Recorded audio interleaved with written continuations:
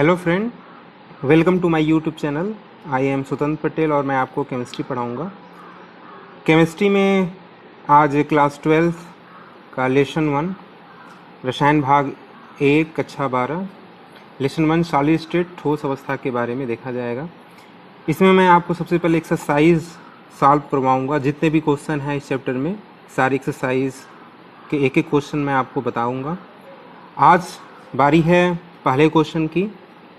पहला क्वेश्चन है define the term amorphous, give a few example of amorphous solids. मतलब amorphous का मतलब होता है अक्रिस्टली। अक्रिस्टली को डिफाइन करना है और उसके एग्जाम्पल को समझाना है। तो अक्रिस्टली होता क्या है, इसको समझने के लिए सबसे पहले आपको समझना पड़ेगा ये अक्रिस्टली किसका भाग है। तो यह ठोस का भाग होता है। किसका भाग होता है? ठोस का भाग होता है। सॉलिड का ये एक भाग है, प्रकार है। अब जो सॉलिड के बारे में आप तो जानते ही होंगे। सॉलिड जो होता है जिसका आयतन और आकार दोनों निश्चित होता है उसे सॉलिड कहते हैं। उसके अंदर के बनावट को अगर हम लोग देखा जाए, ठोस के अंदर का जिनसे भी मिलकर वो बने होते हैं, उनके जो कण होते हैं जिनसे भी मिलकर वो बने होते हैं, चाहे वो परमाणु हो, अणु हो या आयन हो, तो उनकी बनावट को अगर हम लोग देखा जाए तो एक निश्चित क्रम में व्यवस्थित होते हैं। जैसे मान लीजिए अगर हम NaCl की बात किया जाए, नमक का, तो यहाँ Na प्लस, उसके बगल में Cl माइनस, फिर Na प्लस और फिर Cl माइनस, फिर Na प्लस और फिर Cl माइनस। फिर यहाँ पे अपोजिट इसका Cl माइनस, इसका अपोजिट Na प्लस, इसका अपोजिट Cl माइनस, इसका अपोजिट Na प्लस, इसका अपोजिट Cl माइनस, इसका अपोजिट Na प्लस। फिर ये जो Cl माइनस है इसका अपोजिट जो है Na प्लस, इसका अपोजिट Cl माइनस, इसका अपोजिट जो है Na प्लस, इसका अपोजिट Cl माइनस, इसका अपोजिट Na प्लस, इसका अपोजिट Cl। आप लोग सोच रहे होंगे ये क्यों मैं बता रहा हूँ, क्योंकि एग्जाम में पूछा है अक्रिस्टली पद को परिभाषित कीजिए। तो कभी न कभी जो है क्रिस्टली भी आ सकता है। ठोस अंदर की संरचना के आधार पे दो तरह के होते हैं, एक जो है क्रिस्टली ठोस और दूसरा अक्रिस्टली ठोस। तो अगर आप क्रिस्टली ठोस समझेंगे तो अक्रिस्टली भी समझ जाएंगे, अक्रिस्टली भी समझेंगे तो क्रिस्टली भी समझ, यानी आम के आम गुठलियों के दाम। एक काम से दो फायदे यहाँ पे होंगे। तो मैं आपको बता रहा हूँ ठोस की संरचना कैसी होती है। तो उनके जो परमाणु अणु या आयन होते हैं, जैसे यहाँ पे आयन है नमक के कंडीशन में, तो आप देखेंगे एक Na के बाद Cl, फिर Na के बाद Cl, Na के बाद Cl, ये क्रम की निश्चित पुनरावृत्ति हो रही है। इस तरह का अगर कहीं संरचना पाया जाए जिसमें कण जिनसे भी मिलकर वो बना हो, उनकी निश्चित पुनरावृत्ति हो, तो इस तरह के ठोसों को क्रिस्टली ठोस कहा जाता है। और क्रिस्टली ठोसों में ठोसों की संरचनात्मक इकाइयां जो भी होती हैं, जैसे हमने बताया संरचनात्मक इकाई क्या होगी, जिससे मिलकर बना होगा अणु, परमाणु या आयन, उनकी निश्चित पुनरावृत्ति नहीं होगी। मतलब जैसे मान लीजिए अगर अक्रिस्टली ठोस, एक सपोज मान लिया जाता है कि NaCl अगर रहता तो Na आता, Cl आता, फिर कुछ जरूरी नहीं है कि Na आता, लेकिन सपोज कर लीजिए Na आ गया तो फिर यहाँ पे Na फिर आ गया, फिर Cl आ गया। तो यहाँ पे आप देख रहे होंगे कि यहाँ पे एक निश्चित पुनरावृत्ति नहीं, Na के बाद Cl, फिर Na के बाद Cl आना चाहिए, लेकिन यहाँ Na आ गया। तो इस तरह का जो डिस्टर्बेंस होता है, तो इस तरह के ठोसों को अक्रिस्टली ठोस कहा जाता है। तो क्रिस्टली ठोस किसे कहते हैं? तो क्रिस्टली ठोस हम उसे कहेंगे जिनमें संरचनात्मक इकाइयां जो होती हैं वो निश्चित व्यवस्था के अंतर्गत व्यवस्थित होती हैं। इसमें संरचनात्मक इकाइयां जो है निश्चित व्यवस्था के अंतर्गत व्यवस्थित होती हैं।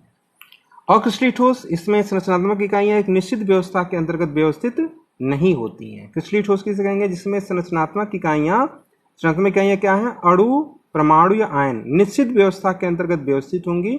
और क्रिस्टली ठोस में संरचनात्मक इकाइयां एक निश्चित व्यवस्था के अंतर्गत व्यवस्थित नहीं होती हैं। ठीक है ना। और ये जो संरचना आप देख रहे होंगे, जो संरचनात्मक इकाई है, ये काफी दूर तक जाती है, इसलिए इसको दीर्घ परास कहा जाता है। इसीलिए क्रिस्टलीय ठोस को दीर्घ परास कहा जाता है। अक्रिस्टलीय ठोस में बहुत दूरी तक ऐसी व्यवस्था नहीं पाई जाती है, अगर कहीं क्रम से पाया भी जाएगा थोड़े दूर तक पाया जाएगा, तो इसलिए इसको लघु परास व्यवस्था कहा जाता है, लघु परास। इस तरह से इस तरह के ठोसों को लघु परास ठोस भी हम कह सकते हैं, अक्रिस्टलीय ठोसों को। और क्या विशेषता होता है इसका, जो गलनांक होता है, मेल्टिंग पॉइंट होता है क्रिस्टलीय ठोस का, तीक्ष्ण होता है। तीक्ष्ण का मतलब हो गया कि जैसे ही आप गर्म करेंगे, मेल्टिंग पॉइंट जैसे ही उस मेल्टिंग पॉइंट पे वो पहुंचेगा, जैसे मान लीजिए अगर ये 400 डिग्री इसका मेल्टिंग पॉइंट है, तो 400 डिग्री पे जैसे पहुंचेगा तो ये वहां से गलना शुरू हो जाएगा, पूरे के पूरे मालिक्यूल उसी पे गलना शुरू हो जाएंगे। इसका तीक्ष्ण नहीं होता है अक्रिस्टलीय ठोस में। इसका मतलब हुआ कि इसका अगर इसका 400 डिग्री सेंटीग्रेड है, तो ये 400 डिग्री सेंटीग्रेड पर गलना तो शुरू होगा, लेकिन 402 पे भी गलेगा, 3 पे भी गलेगा, 5 पे भी गलेगा, कोई निश्चित एक मतलब मेल्टिंग पॉइंट इसका नहीं है।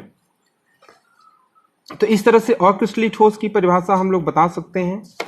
अब देखिए यहाँ पे अक्रिस्टलीय ठोस जो है क्या हो जाएगा, तो अक्रिस्टलीय पद को परिभाषित करिए। तो अक्रिस्टलीय पद को कैसे परिभाषित करेंगे? अक्रिस्टलीय ठोसों में संरचनात्मक इकाइयां एक निश्चित व्यवस्था के अंतर्गत व्यवस्थित नहीं होती, जैसे हमने बताया। अब देखिए यहाँ उदाहरण में हमने बताया है क्वार्ट्ज और ग्लास का, दो उदाहरण लिया गया है। ठोस दो तरह के हैं, क्रिस्टलीय अक्रिस्टलीय, क्रिस्टलाइन और एमॉर्फस। अब देखिए क्वार्ट्ज में जो भी यहाँ इनकी जो संरचनात्मक इकाई है उसकी बार बार यहाँ पे पुनरावृत्ति हो रही है, एक ही चीज की लेकिन यहाँ पे कुछ जगह तो पुनरावृत्ति हो रही है, लेकिन कहीं कहीं पे पूरा क्या हो रहा है, डिस्टरबेंस हो जा रहा है। तो ये हमारा अक्रिस्टलीय ठोस होगा। यानी अक्रिस्टलीय ठोसों में संरचनात्मक इकाइयां एक निश्चित व्यवस्था के अंतर्गत व्यवस्थित नहीं होती है। अतः इस प्रकार की ठोसों की ज्यामितीय आकृति क्या होती है, निश्चित नहीं होती, जबकि क्रिस्टलीय ठोसों में ज्यामितीय आकृति निश्चित होती है। इसमें लघु परास व्यवस्था, हमने अभी आपको बताया था कि इसमें कौन सी व्यवस्था पाई जाती है, लघु परास की व्यवस्था पाई जाती है, तथा इनके गलनांक बहुत तीक्ष्ण नहीं होते हैं। हमने अभी बताया कि इनके गलनांक तीक्ष्ण नहीं होते, जबकि इसके गलनांक तीक्ष्ण होते हैं। तो अगर आप अक्रिस्टलीय ठोसों का परिभाषा आप यहाँ याद या समझ लेंगे, तो क्रिस्टलीय ठोस का उसका उल्टा कर लेना। अब क्रिस्टलीय ठोस में क्या आप बताएंगे, क्रिस्टलीय ठोसों में संरचनात्मक इकाइयां एक निश्चित व्यवस्था के अंतर्गत व्यवस्थित होती हैं, अतः इस प्रकार के ठोसों की ज्यामितीय आकृति क्या होती है, निश्चित होती है। इसमें लघु परास व्यवस्था पाई जाती है, इसमें हम क्या कहेंगे, दीर्घ परास व्यवस्था पाई जाती है, तथा इनके गलनांक, इसमें आप बताएंगे अक्रिस्टलीय ठोसों में इनके गलनांक तीक्ष्ण नहीं होते हैं, तो क्रिस्टलीय में गलनांक तीक्ष्ण होते हैं। उसके बाद यहाँ क्वेश्चन था अक्रिस्टलीय ठोसों कुछ उदाहरण बताइए। तो अक्रिस्टलीय ठोसों के उदाहरण आप देख लीजिए, क्वार्ट्ज है, ग्लास है। क्वार्ट्ज ग्लास को हम कहते हैं, रबर, स्टार्च, प्लास्टिक, वैक्स मतलब मोम। और क्रिस्टलीय ठोस के भी उदाहरण पूछ सकता है एग्जाम में। तो इसके उदाहरण क्या है, example quartz, NaCl, glucose, iron, copper. Iron copper जो भी ठोस अवस्था में है, आप कोई भी बता सकते हैं। आयरन हो गया, जिंक हो गया, कॉपर हो गया, कॉपर तो बताया ही है, एल्युमिनियम हो जाएगा। ये सब जो है क्रिस्टलीय ठोस के उदाहरण हो जाएंगे। ये ध्यान से देखिएगा इन दोनों, क्योंकि ये इसका एक्सरसाइज का जो दूसरा क्वेश्चन है, इसीलिए जान के एग्जाम्पल दिया गया है ताकि आपको समझ में। आप देखिए यहाँ पे क्वार्ट्ज और क्वार्ट्ज ग्लास दोनों का जो मॉलिक्यूलर स्ट्रक्चर है, जो अंदर की बनावट है जिनसे मिलकर बना, वो SiO2, इसमें भी SiO2 पाया जा रहा है, लेकिन दोनों एक दूसरे से डिफरेंट हैं, क्योंकि इनके अंदर की जो संरचना है उसकी एक निश्चित क्रम में पुनरावृत्ति हो रही है, जिसमें इसमें पुनरावृत्ति नहीं हो रही है। इसीलिए ये क्वार्ट्ज और ये क्वार्ट्ज ग्लास आपके सामने है। धन्यवाद। अगर कोई क्वेश्चन में दिक्कत हो तो आप कमेंट में हमको बता सकते हैं। धन्यवाद।